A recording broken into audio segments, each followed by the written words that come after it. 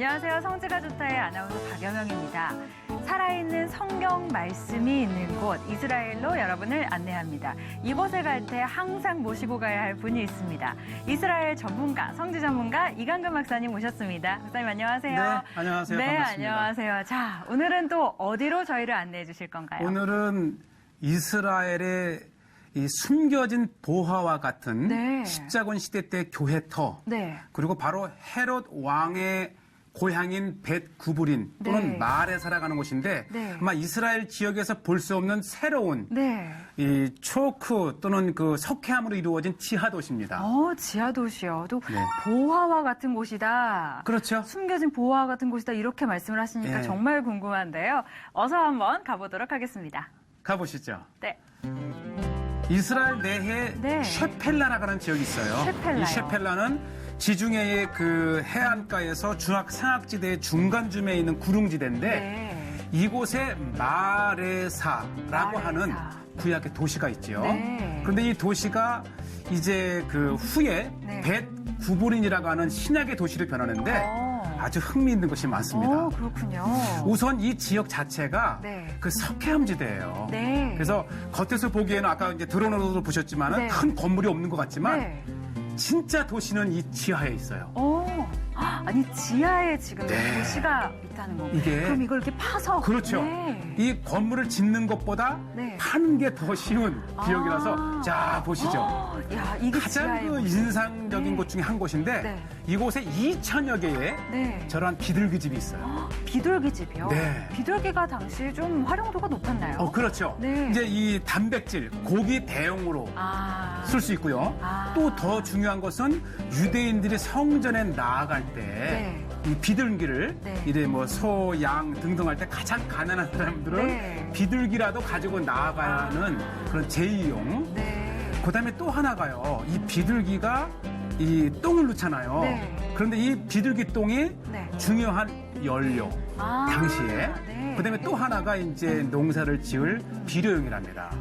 그렇군요. 굉장히 활용도가 높았네요. 제사 때도 네. 활용을 하고 식량으로도 활용을 하고. 그렇죠. 네, 그러니까 우리가 이 연료로도. 본격적으로 도시를 보기 전에 네. 이 도시의 그런 경제를 담당했던 곳이고 네. 바로 이러한 이제 비둘기 집을 만들듯이 네. 집도 만든 거예요. 네. 야, 그래서 너무 신기하네요. 네. 엄청난 지역에 이제 아직도 발굴이 많이 안 끝났어요. 아마 네. 굉장히 그 신비한 것이 많은데 네. 우리가 이제 몇 개만 짧은 시간에 드리는데 네. 이러한 동굴을 통해서 이제 이 벳구브린 또는 말에 살아가는 도시가 이어졌고 네. 지금 이 들어가는 이곳은 이제 현대에 네. 1943년도에 네. 이곳에 이제 이스라엘 유대인들이 폴란드계 유대인들이 이곳에 왔다가 네. 아마 심심해서 낙서를 했는 모양인가 봐요. 근데 그래요? 우리는 폴란드의 바르샤바에서 왔다. 바로 이 글귀인데요. 오, 네. 이러한 글귀를 그냥 아마 네. 군인들이 네. 독립 전에 이렇게 막 심심풀이로 이렇게 네. 써놨을 터인데 여기 이제 폴스카. 이게 폴란드라는 뜻이고요. 네. 그래서 이제 바르샤바에선 폴란드 군인들이 네. 한때 이곳을 이제 베이스로 삼았다라고 하는 이제 그런 유대인들에게 중요하죠. 네, 네. 건국을 주도했던 그 유대인들이 이제 거처했던 곳이기 때문에. 네, 그렇군요. 그러나 우리는 이것을 통해서 이곳에 아주 수없이 산재해 있던 지하 동굴의 세계를 이렇게 보시게 되는 겁니다. 네, 이런 구멍들도 다 이렇게 이것도 만들어져 역시 있고. 비둘기 네, 집이죠. 비둘기 집. 이 전 지역에 아까 네. 이제 처음에 보셨던 것은 가장 큰 규모인데 네. 이런 곳이 85개나 된답니다. 야, 정말 많이 있네요. 근데 발굴이 계속 진행 중이라고 하니까 그렇죠. 예. 더 많이 발견될 수 있군요. 아마 다양한 것을 볼 수 있는데요. 네. 또 이곳은 이제 지하로 내려가는 그런 네. 동굴 중에 하나인데 네. 세상에 이 목욕탕도 있고요.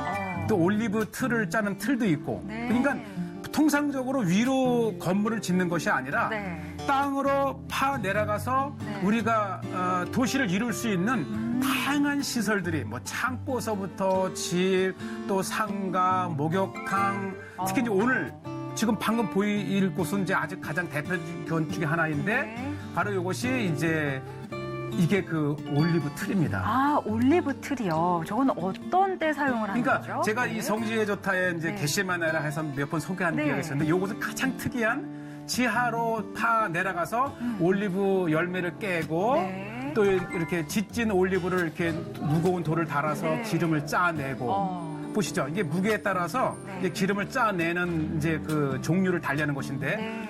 중요한 것은 지하를 파서 만들었고 네. 이 일대에 저런 것이 여러 개가 있는데 고대에는 올리브가 네. 이 비둘기만큼 더 중요한 네. 경제적인 소스라 그럽니다.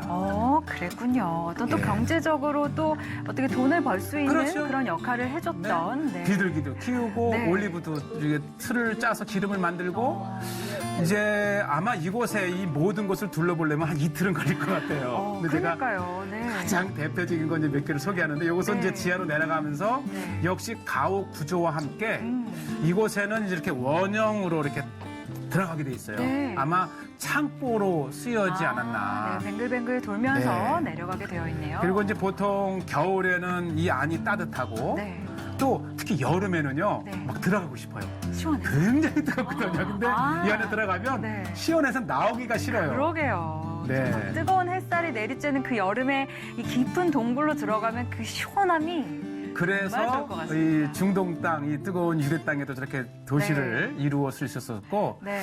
이제 제가 다시 가야 될 장소가 네. 이제 시돈 이내 네. 동굴이라고 하는 곳인데 네. 이곳에는 이 마레사라고 하는 역사를 엿볼 수 있는 네. 하나의 좋은 샘플인데 보시죠. 네. 아마 이 마레사에서 가장 흥미있는 것 중에 하나가 네. 바로 이 아폴로 파네스라고 하는 바로 이 동굴입니다. 네. 이것이 가족 무덤이에요. 가족 무덤. 예. 근데 이 시대가 네. 바로 이제 그 시돈인 헬라인이 살던 주전 2, 3세기인데 네. 이 가족 무덤의 이 벽화가 네.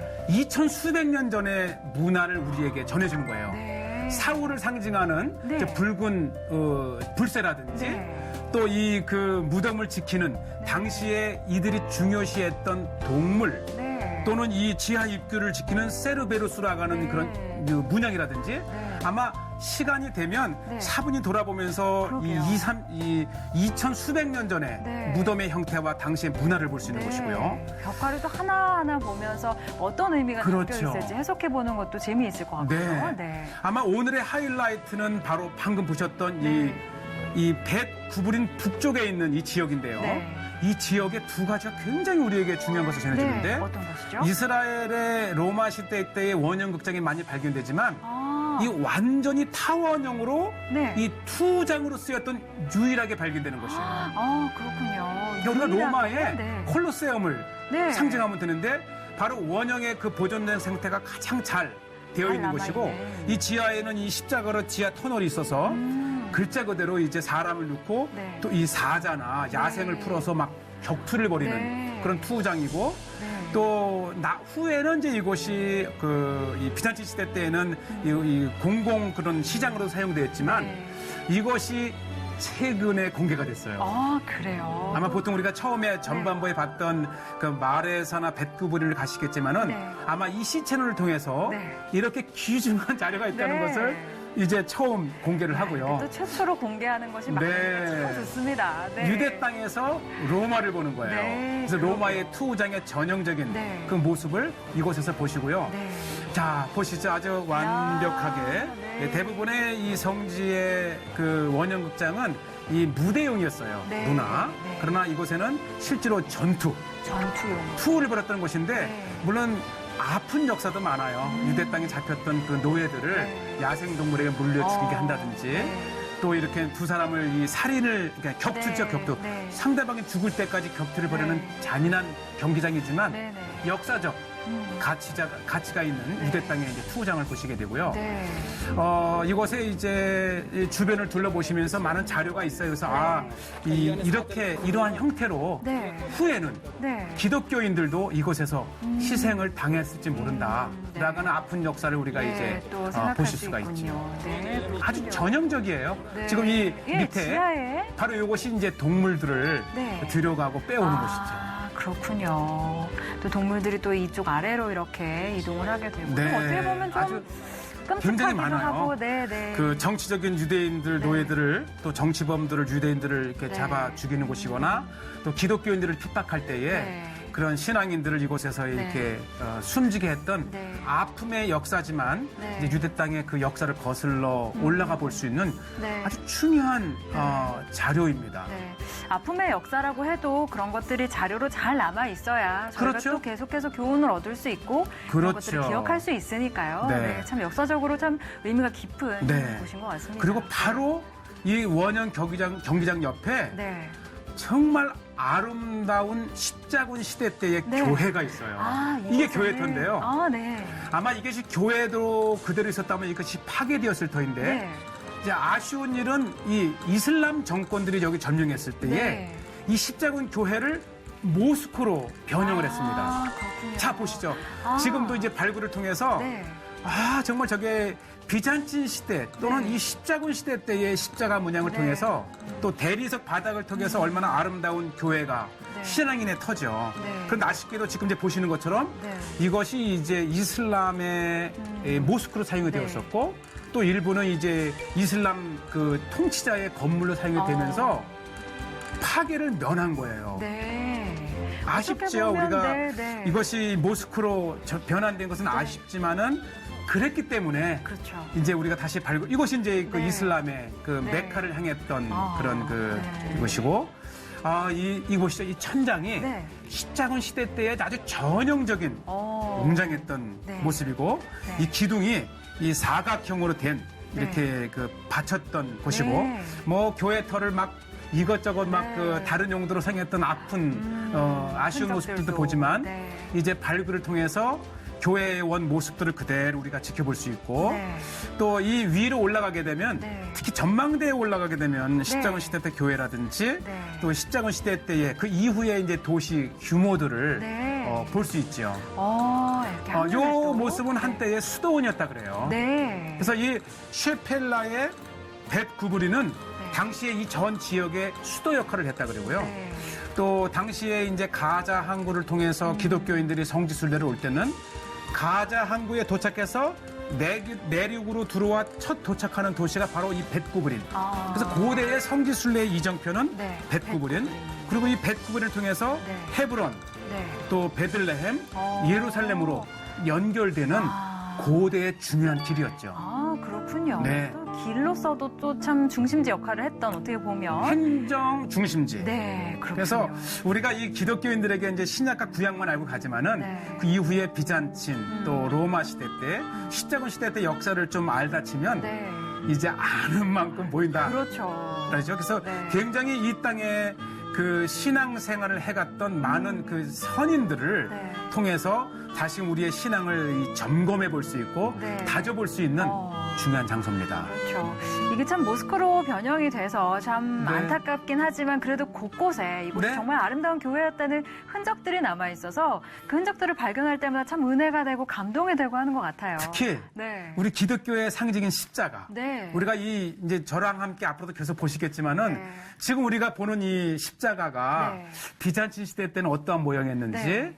또 십자군 시대 때는 어떤 모양이었는지를 네. 다양하게 거슬러 올라갈 수 있는 신앙의 뿌리죠. 네. 네. 참 그런 신앙의 뿌리들을 저희가 지금 현 시대에 찾아갈 수 있다는 것이 정말 이 기독교 역사가 얼마나 오래되었는지 예. 얼마나 많은 사람들이 그 어려움과 때로는 아픔 속에서 그 신앙을 지켰는지를 그렇죠. 두 눈으로 확인할 수 있는 아주 귀중한 시간이었던 것 같습니다. 네. 2000년의 기독교 역사는 오늘을 사는 우리에게 미래를 열어주는 네. 굉장한 중요한 자료가 됩니다. 오늘을 사는 우리에게 우리에게? 미래를 열어주는 네. 귀중한 자료다. 너무 멋진 말씀을 남겨주셨습니다. 자, 오늘 어떠셨어요? 오늘 여행은요? 네. 그러니까 제가 20년 넘게 이스라엘 성지에 살면서 네. 가졌던 그 애착과 그 신앙의 깊이를 네. 우리 C채널을 통해서 네. 한국의 우리 기독교인들에게 네. 우리 성도님들에게 전달했으면 좋겠어요. 네. 정말 이렇게 새로운 그림들, 정말 처음으로 보는 장소들까지 정말 직접 카메라에 담아서 이렇게 가지고 오시고 저희 눈이 속속들이. 아무래도 호강을 하는 것 같습니다, 저희가. 네. 감사합니다. 네, 다음에도 더 좋은 곳으로 저희 안내해 주실 거죠? 아멘. 네, 알겠습니다. 저희는 그러면 다음 시간을 기약하면서 인사드리도록 하겠습니다. 여러분, 고맙습니다. 감사합니다.